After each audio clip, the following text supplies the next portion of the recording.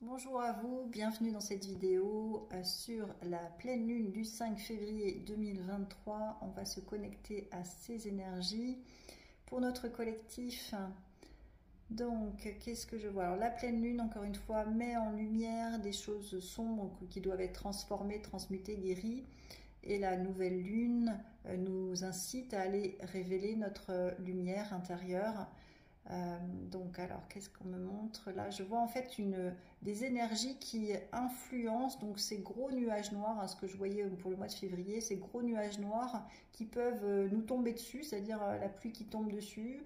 Alors là, ça peut être en lien avec la météo, mais pas que, hein, c'est plus énergétique, hein, c'est plus des choses qui vont un peu comme nous tomber dessus ou un peu nous faire changer notre objectif ou alors s'adapter à notre objectif. En fait, voilà, ce qu'on me montre en fait, c'est un nuage qui pleut sur les personnes et en même temps les personnes continuent d'avancer. Puis après, bah voilà, les nuages passent en fait.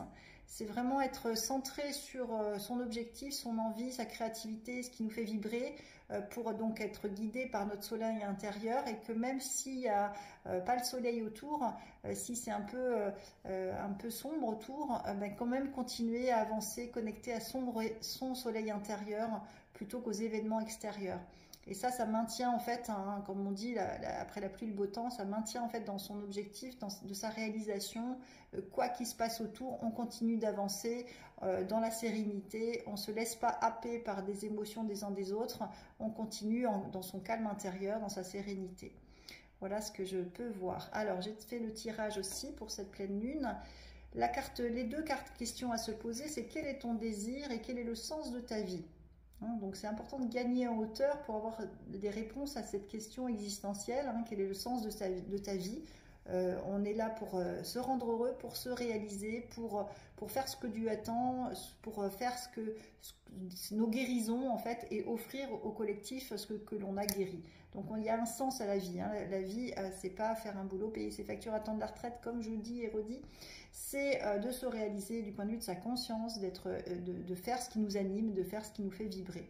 Donc vraiment se poser des questions, connecter à notre enfant intérieur, qu'est-ce que j'ai envie de faire, qu'est-ce qui me nourrit, qu'est-ce qui me fait avancer, d'être connecté à ça, d'avancer là-dessus. Donc suivre vraiment le sens de notre vie, notre objectif, un peu donc à l'image de cette personne que je voyais avancer en suivant son chemin, peu importe ce qui se passe autour. Hein.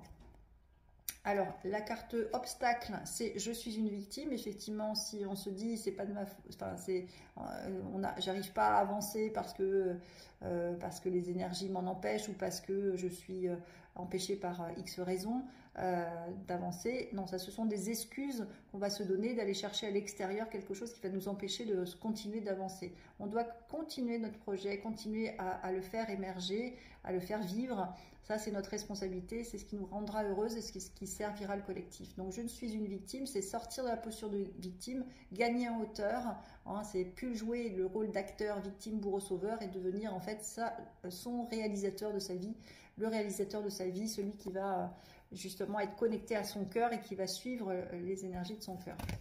Ensuite, les cartes ressources. Deux cartes ressources. L'intention, donc poser ses intentions. Évidemment, on n'est pas tout seul dans notre avancée. Donc, demander davantage aux énergies subtiles de nous accompagner, de nous aider dans notre cheminement pour y voir plus clair, pour rester focus sur notre projet, notre objectif et non pas se laisser distraire par ce qui se passe autour. Hein, poser des intentions. C'est important et également être dans l'instant présent, le temps. Le temps, c'est aussi une ressource. Alors, comme je vois effectivement ça comme des gros nuages, comme si ça symbolisait un mauvais temps, bah, vous voyez, c'est comme par exemple, c'est ce qu'on me montre, mais en fait, c'est aussi être dans l'instant présent.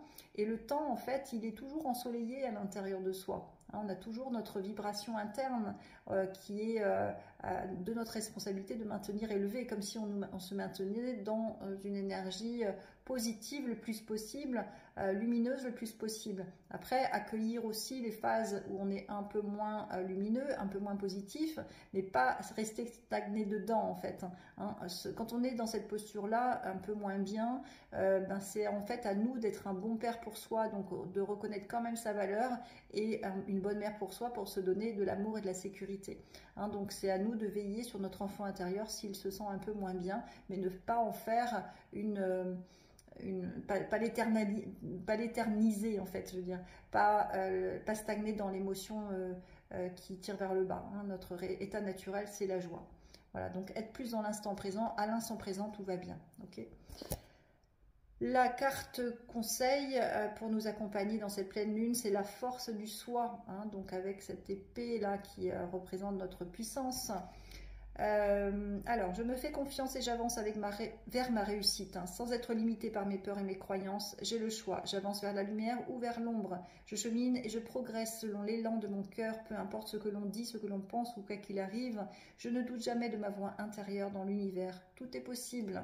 Voilà, donc restons concentrés sur notre objectif pour avancer sur notre réalisation, dans notre réalisation, peu importe ce qui se passe autour. Par contre, c'est pas d'être indifférent à ce qui se passe autour, c'est au contraire, on peut aussi, par notre rayonnement ou par notre calme intérieur, envoyer aussi cette énergie qui va calmer justement les énergies autour de nous, qui va faire bien meilleur bien que, je ne sais pas si c'est français, c'est plus grand bien en tous les cas que si on s'agite avec l'influence du temps, avec l'influence des énergies actuelles. Hein, d'être plus centré sur notre intériorité, faire rayonner notre soleil intérieur, focus sur ce qui nous rend heureux et envoyer cette sérénité au collectif, hein, envoyer l'amour qu'on porte aussi pour faciliter justement cette transformation que nous traversons tous.